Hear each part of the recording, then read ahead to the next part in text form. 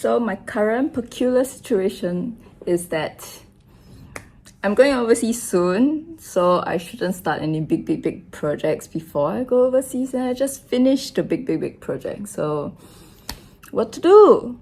What to do that I can finish right before I go overseas, and what probably should I wear when I go overseas?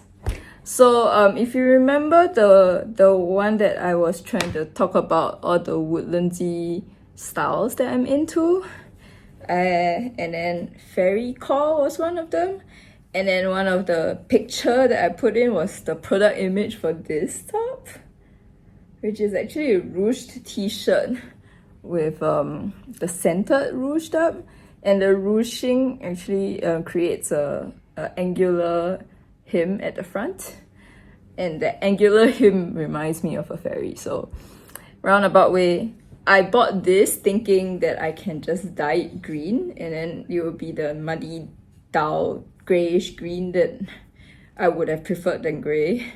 But unfortunately, even with the dyes, red dye, it didn't budge at all, so it wasn't green at all. I have like all the nice muddy colors that I like. Can you tell I like these colors by the top that I'm wearing right now?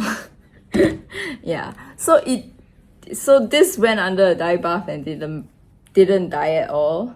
So yeah, I was waiting for myself to maybe do this project in a non-stretch fabric, in a woven fabric instead. But no, I recently went to Uniqlo. What's my bad habit of buying a brand new shirt to cut it up is beyond me. That's just what I've been doing, especially all the things that get abused by me is Uniqlo clothes. So yeah, they don't get a good life just as they are. But I feel like Uniqlo clothes are really plain. It's just plain t-shirt and it's good quality. So I'd rather wear this than any other lousy t-shirt that I could have gotten. So I don't know. I don't feel too bad cutting this up. But I feel like the project is really simple. I essentially just has to cut up the center and then sew tubes, sew channels, and then ruche the channels. Yeah, only that I don't have a serger, so I can't finish the edge with a serge edge, like how all these things are done. So I will do a back stitch and see how that goes. Yeah, I wasn't very keen on knit, but since I was buying a ready-made t-shirt, then I thought I'll go for it. And it's green! I like green, so yeah. This project must be very fast. I assume it's really fast. It should be. Here comes note number 1. The thing that I'm trying to copy has a lower neckline than this t-shirt. So do I touch nice finishing to finish it myself, which might not be as nice looking? Will the low neck affect the look? Like the low and high neck change the look of and feels of this top? Because I kind of just like the top the way it is. The second thing is that it is much shorter than this t-shirt. And should I cut the t-shirt up, then I will lose the finished edge at the bottom. This, I feel like I should cut my t-shirt up because then I can have extra fabric to make the straps. Yeah, then I don't have to worry about how am I supposed to make the straps. So the bottom, yes, cut up. The top, I feel like I should. Yeah, the sleeve is a-okay. The sleeve is a-okay. Yeah, the top, should I cut up the top? I spoke too soon. The pointy edge is pointy edge. And the neckline, I don't have to do anything. That's great. Yay. Then now, where do I get my straps from? I'll have to think about that. But but this is helpful information. I should have done this sooner. I did the thing. Now I just have to take a strip and sew it. It's a bit short. The next step here is that I've basted the thing here so that I can do channels. So what I want to do is I want to do a back stitch from the center, from the front. That's why I basted it here. And then I would sew down this, and then I'll make the straps out of the hem of this t-shirt, and then that will be done, I think. So a bit of my sewing journey, maybe. I think I started sewing at like secondary school-ish. No, when I graduated secondary school, when my friend introduced me to cosplay, that's when I first started sewing. And then at the time I didn't have a sewing machine, but I really thought that I needed one. And then I think a few years later, my mom bought me a cheap one, $100 plus one. And then I sewed so many mistakes with that one. Okay, nevertheless, that was my process. And yeah, and then I got in, then my sewing machine spoiled. And then I didn't bother to fix it. I actually didn't even go, when I bought the sewing machine, there was like a 1-day lesson for how to use it that was supposed to be offered to me, and I didn't take it. Yeah, just because it was a bit troublesome to go there to do that thing. So my knowledge of a sewing machine came solely from the salesperson that sold the machine. And he was a guy. And he was like, I know this much. I know how to thread the machine and then make it stitch, and then this is the button to change the stitch. And that's all I had to go by. I think most of the time I only did straight stitches and stuff. But at the same time, I watch a lot of YouTube, and I watch a lot of people sewing on YouTube.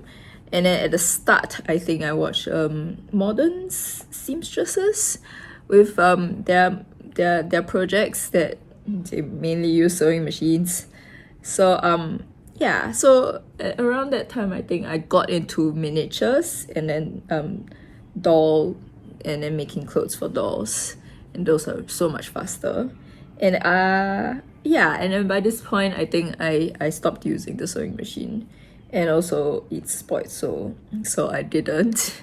And then but then if you looked at my doll clothes during that period, at first it sucks, but then after that it looks like machine sewn clothes, and home sewist machine sewn clothes at that, because I did top stitching on a lot of things, because that's what I saw people do, and that's what I mimicked. And my top stitching is just top back stitch. Yeah. Oh yeah, there was a whole period of time before I even knew how to back stitch. Everything is stitched in a running stitch and then a running stitch back. That was so much effort, and lines are never straight, and you wonder why. It's like back stitch is the thing. Yeah, and then only until I started watching historical costuming sewing, mainly Bernadette Banner, and then she tells you about how she hand sew things, that I learnt more stuff about how to hand sew, and also learnt that visible thread is not that big of a deal. And now I do a lot of whip stitches on my clothes, and I don't really care if you see it at the front or not. Sometimes it looks like, yes, I sewed this by hand myself. What you want to do about that? Kind of thing. Yeah. So what I'm doing now is top stitch. So I sewed the middle by doing a back stitch from the front. But then the two sides, to hold the sides together, the down to the t-shirt, I'm doing a whip stitch. Yeah, and then it will look like this at the front. I haven't finished, but yeah, you look like this at the front. So there's the top stitch, like back stitch, and then there's the whip stitch. In the end, it's gonna be ruched, so it really doesn't really matter. But it also, I mean, it's right in the center. But yeah, the good thing about whipping is that if you have stitched like a, use a machine and did a top stitch here, there's a lip of the fabric and you catch on things. The thing about whipping it is that it's completely flat, and that like it's not like you can flip up something, which makes it less catchy. Especially if my hands are not very smooth. Yeah, so yeah, I really feel like after historical costuming YouTube, my sewing has improved a whole shit lot. Yeah, and my clothes don't. I mean, the biggest thing is that I thought I figured out how to make buttonholes last time when I was still sewing while looking at machine stitched everything. I did whip stitches to do buttonholes, and I was so proud of myself for figuring that out until I learned the buttonhole stitch.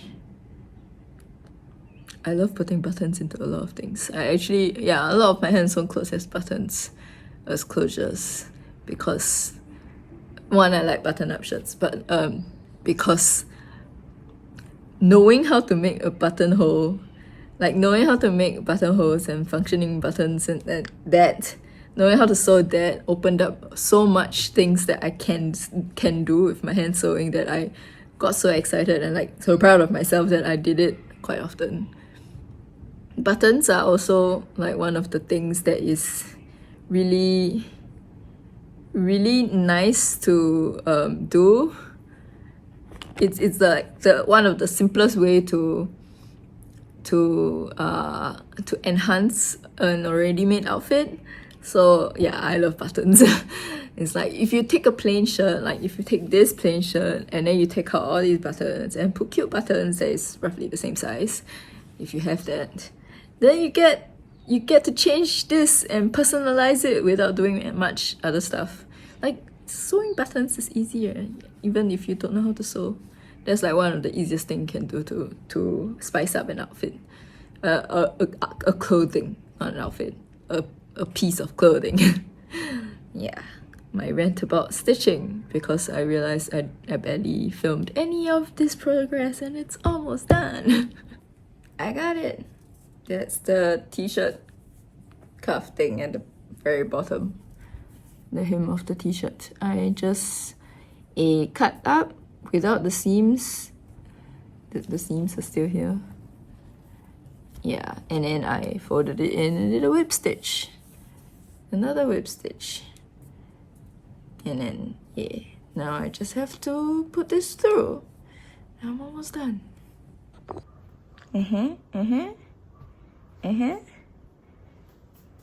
just have to pull this. Oh, okay, it looped from here down to here and then back up to there. I feel like maybe I'll do some stitching so that even in the wash my straps won't get loose. Yeah, I think I'll do that later, but yay, it's done. It looks like the old piece. Now my thoughts are just, should I keep this piece? Because I do have a dark grey skirt that this would look nice with, but it's not very cool at all. Yeah, now I have it in green. I've wanted it in green since I knew about its existence, and I like the pointy ends.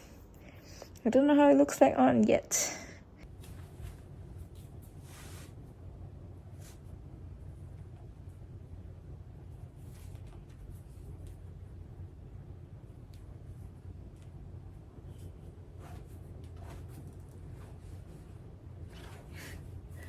What's that?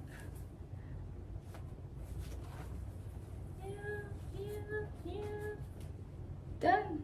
Discovered the thing that makes this a good t-shirt, this thing that keeps the collar its shape, is actually preventing it from scrunching downwards so that this would sit nicely at my boobs. And that's why it was too high. Yeah, so it looks like I need to cut up the collar. ribbing, and I feel like it fits a bit better. Maybe not. Who knows? But yeah, yeah. I removed the ribbing, and I paired it with my Amalfi skirt. This was a tourist dress. It was a big shapeless dress, and with very deep V. And I've just recently told you about how lower necklines actually make my neck look extra long. So that had like exactly that problem. But I liked the print of the lemon, and it was from Amalfi, which is like they have lemon fields. They grow lemons there. Then the little touristy town just sells a lot of lemon printed shirts, dresses, swimming pants, swimming suit. Yeah, just lemon themed everything. And I never finished editing those vlogs, and now it's like a few years, 2 years, so it feels very outdated. So footage is just never gonna show the light of day, I think. I got my capsule wardrobe kinda done. I'm hoping this is the final look, but yes. The yellow skirt promised to be in this, and then the green top that I just made. And then I decided to go with a yellow, green, brown color scheme because yellow matches with green, yellow matches with brown, green matches with brown. So I have every which way covered. I can show you the combinations that I have for these. Oh yeah, and my traveling bag, it will always be the doll bag. So that's the bag that is gonna match.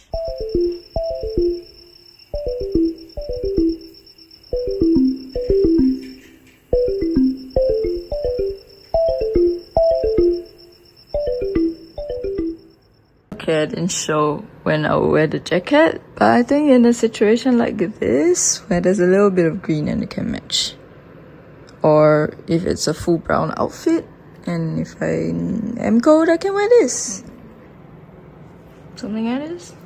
And the accessories. So I've got this necklace that my brother gave me, these 2 hairbands. I decided on the simpler ones, and this triangle head scarf thing that my friend gave me. Friend, you know who you are.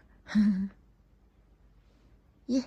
Well, I didn't know how to end this video, but everything's packed and I'm leaving soon. And yeah, and bye bye.